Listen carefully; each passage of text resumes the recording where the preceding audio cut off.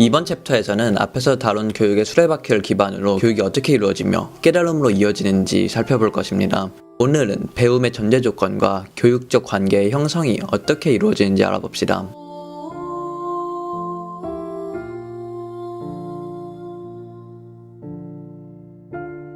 우리는 모든 점에서 완벽하게 유능하겠다는 생각을 버려야 합니다. 완전한 존재는 인간이 성취할 목표가 아닙니다. 이 사실이 허무주의의 근거가 될 수 없습니다. 왜냐하면 우리는 여전히 완전으로 향하고자 노력할 수 있고 그만큼의 진전을 이룰 수 있기 때문입니다. 만약 우리가 후자의 사실에 큰 의미를 둔다면 우리가 과실과 과오를 범할 수 있다는 것이 도리어 다양한 일일지도 모릅니다. 과실과 과오는 거부되어야 할 것이 아니라 그것은 상구적 경험을 할 수 있는 소재 역할을 합니다. 상구는 완전한 상태에 도달하는 것에 의미가 있는 것이 아니라 오를 극복해 나가는 과정 자체의 성실성을 경험하고 유지하는 데 의미가 있습니다. 삶의 질을 높여 나간다고 하는 것은 매우 중요합니다. 그것은 바로 우리 자신의 향상과 불가분의 관계를 갖습니다. 비록 100년을 산다고 해도 어리석게 산다면 그것보다 더 현명하게 하루를 사는 것보다 질적으로 나을 수 없습니다. 우리가 잘못 생각하고 사는 것은 쉽고 그로 인해 우리는 잘못된 생활을 하곤 합니다. 중요한 것은 우리가 잘못을 범하는 것을 두려워하기보다는 그것을 방관하는 것을 두려워해야 합니다. 우리가 잘못이 있더라도 그것에서 빠져나올 수만 있다면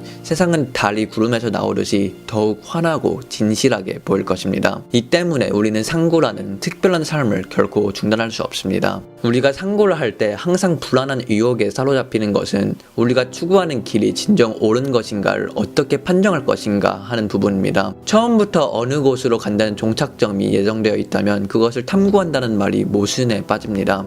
수록에 대한 상구는 그 종착점이 무엇인지를 모르고 있고 또 그 이유 때문에 하고 싶은 특이한 실천입니다. 거기에는 항상 우리가 우리 자신을 오류할 수 있는 위험성도 도사리고 있습니다. 그러나 이제까지의 역사적 업적에 비추어 볼 때 우리가 지향할 방향에 어떤 일관성이 유지되어 왔음도 알고 있습니다. 이것은 우리에게 그 방향을 향도할 모종의 안전장치가 우리 내부에 있다는 사실을 시사합니다. 학문의 발전을 설명하는 인식론에서 중요한 부분은 진리를 지향하고는 우리 자신을 무턱대고 믿는 것이 아니라 오류의 가능성을 충분히 우려하면서 어떻게 그런 올바른 지향을 할 수 있느냐를 해명하는 데 있습니다.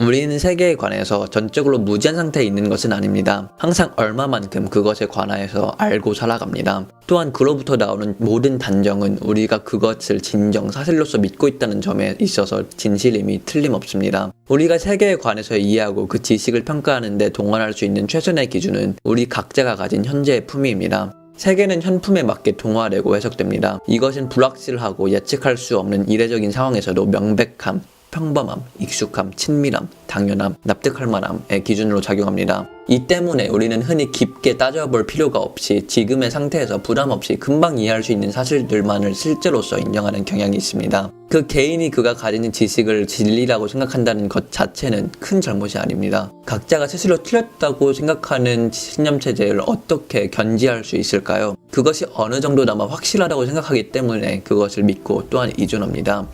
우리는 우리가 믿고 이해하는 것을 진리라고 규정하고 세계에 대한 우리의 탐구를 종료할 수도 있습니다. 그러나 그 믿음의 내용이 진정 더 이상의 문제가 없는 완전 무결한 것인가에는 항상 의문의 여지가 있습니다. 만약 세계가 미궁의 것을 포함하고 있는데도 불구하고 우리가 현품의 지식에 절대적인 확신을 가지고 그것에 고착된다면 우리는 자신이 만들어낸 울타리에 갇힌 독단주의자나 광신주의자가 될 위험에 스스로 빠질 것입니다. 그러나 사실상 많은 경우 우리가 현품에 대한 애착을 갖는 것은 그것이 아직까지 우리가 가질 수 없었던 것 가운데 최선의 신념이자 지식이라는 데 있을 뿐 그것에 대한 절대적인 확신에서 나오는 것이 아닙니다. 상구자로서 우리는 이미 가지고 있는 품위에 집착하지 않으며 그것에 전적으로 의존하지도 않습니다. 다만 지금의 지식이 의심스럽고 그보다 나은 지식이 우리에게 가용한 상태에 있다면 우리는 후자를 선택하는 데 주저함이 없을 것입니다. 우리는 더 나은 품위를 갖고 싶어 하지만 문제는 그것을 아직 확보하고 있지 못한 데 있습니다. 상구는 바로 그런 가능성이 있는 대안을 실현시키는 과정입니다.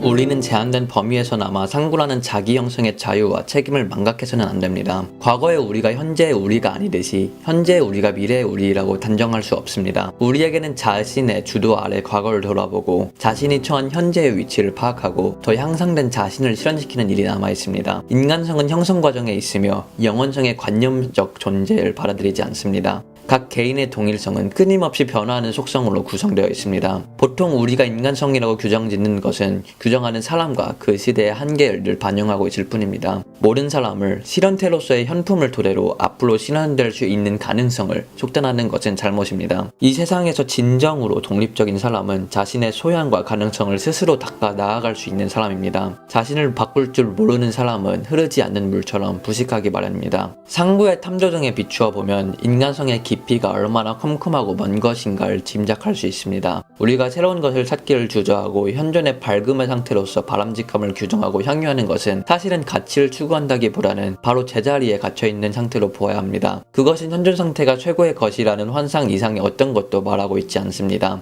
그러나 학문의 목적은 말할 필요도 없이 더 나은 지식을 끊임없이 추구하고 구성하는 것입니다. 그러나 더 나은 지식이 나에게 아직 실현되지 않은 상태에서 그것이 무엇이며 어떻게 좋은 것인지에 대한 평가를 내리는 것은 자신의 능력 밖으로 벗어나는 것입니다. 미지의 것은 미지의 것으로 남아 있어야 하며 결코 그것은 판단의 대상으로 환원되어서는 안 됩니다. 우리 각자는 어디로부터 유래하여 어디로 가야 할까요? 세계는 항상 우리가 이해하지 못한 미궁을 가지고 있습니다. 이것이 인식활동의 기본 과정입니다. 또한 많은 사람들은 내가 알 수 없었던 수준의 세계에 대한 지식을 이미 확보하고 있을 수도 있습니다. 이 사실은 우리에게 한 가지 분명한 태도를 요구합니다. 그것은 현재 낮은 수준의 지식으로서 그것을 미치지 못하는 실제 세계를 속단하거나 판단해서는 안 된다는 것입니다. 이 원리는 특히 우리의 선진에게도 적용됩니다. 우리의 품위보다 높은 지식을 가진 사람을 우리의 품위를 기준으로 판단하고 평가해서도 안 됩니다. 어떻게 후진이 선진의 지식을 이해하고 감식할 수 있는 자격을 갖추었다고 할 수 있을까요? 우리의 올바른 지식은 당분간 판단을 유보하거나 그것에 대해서 옳은 판단을 할 수 있는 자격을 확보하는 것입니다.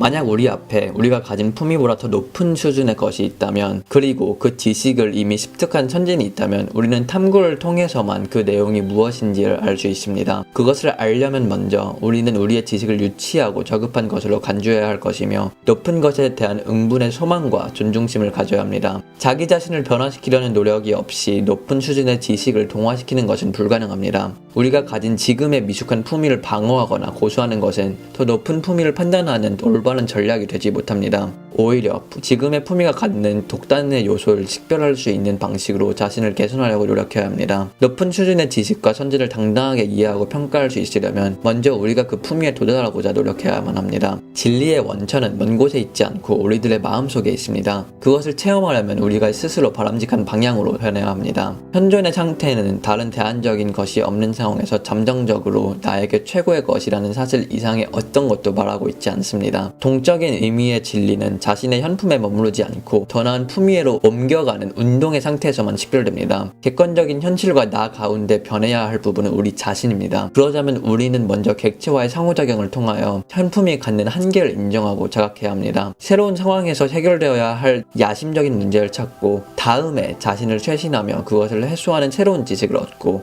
그 얻음에서 진정한 의미의 진리를 체험하는 순서를 차근차근 밟을 것입니다.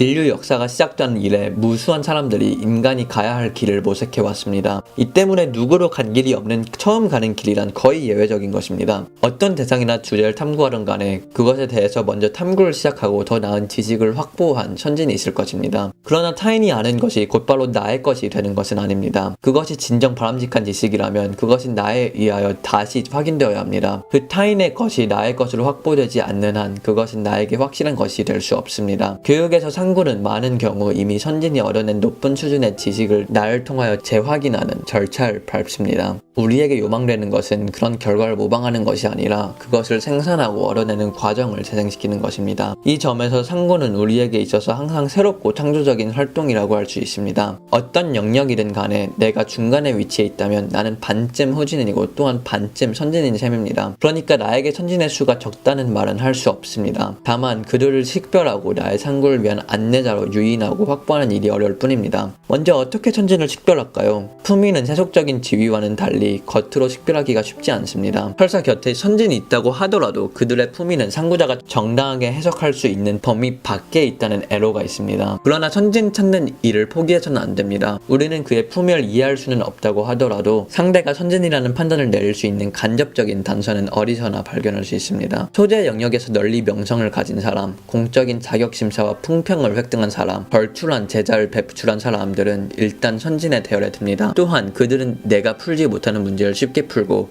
내가 위기라고 보는 상황을 어렵지 않게 대처해 나갑니다. 이런 것들이 그들의 천직성을 시사하는 징후들입니다.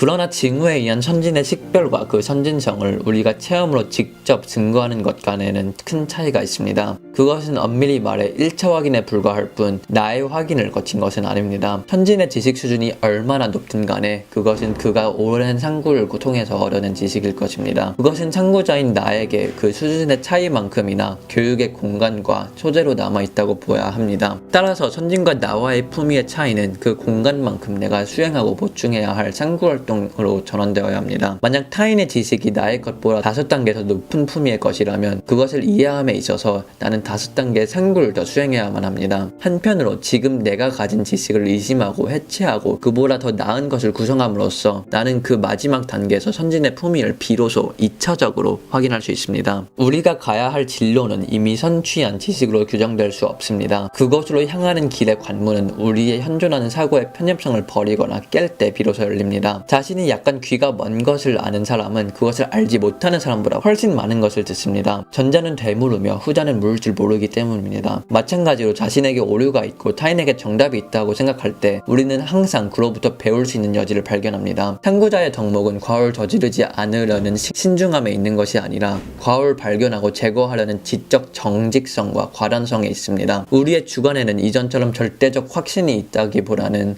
오류의 상대성이 있을 뿐입니다. 오류 가능한 것으로 자신의 한계를 인지한 이상 그것을 벗어나는 길은 위로 열려 있습니다. 상구는 전에 보지 못했던 어떤 것들이 스스로를 새롭게 드러내는 곳에서 비로소 생산적인 것이 됩니다. 그것들에 대해서 항상 겸손과 열려있는 태도를 보일 때 그것들은 우리의 협력자가 됩니다. 선진을 스승으로 만드는 지름길은 자신을 후진으로 낮추고 선진을 존경하는 것입니다.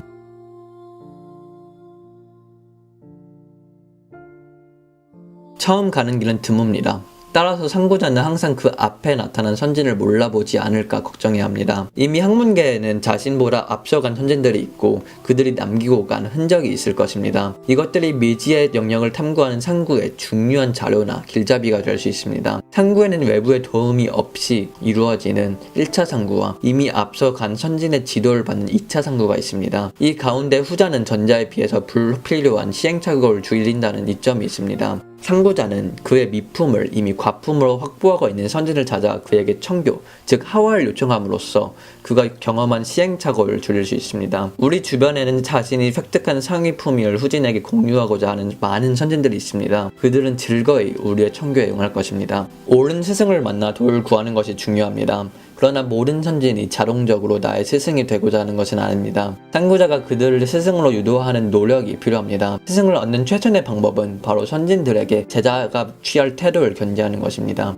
선진에게 겸허하게 배우려는 열성을 보일 때 그 상구자 앞에 스승이 나타날 확률은 점차 높아집니다. 선진을 찾아가 간절한 마음으로 그들에게 하와하기를 청해야 합니다. 또는 이미 있는 선진의 하와 공간을 몸소 찾아가 그곳에 머물며 그곳의 사람들이 하는 생활에 참여할 수 있기를 청해야 합니다. 그곳은 새로운 규칙과 위계가 지배하는 곳입니다. 여기서는 모든 세속계적인 욕구나 지위가 갖는 효력을 정지시키고 수도계가 요구하는 새로운 삶의 방식과 요구에 순응해야 합니다. 청교의 순서는 세속계적인 사업가들이 협약하는 순서와 반대입니다. 사업가는 상대편이 어떤 상태와 마음을 가지고 있는지를 먼저 알아내고 그것을 토대로 협약합니다. 그러나 상구자는 선진으로부터 배울 내용을 미리 알 수 없는 상태에 있습니다. 선진이 아무리 그가 아는 바를 말로 드러내고자 한다고 할지라도 후진인 우리는 그것을 지금으로서 당장 이해할 수 없는 상태에 있기 때문에 그것을 추측하는 것조차 무모합니다. 이 때문에 우리는 사업의 경우처럼 배우기로 전에 스승에게 배울 것에 대해서 미리 알려고 하거나 설명을 요구해서는 안 됩니다. 먼저 상대를 믿고 그의 지도를 받고 탐구를 진행해 나가는 과정에서 점차 그 믿음을 확인하는 순서를 밟아야 합니다.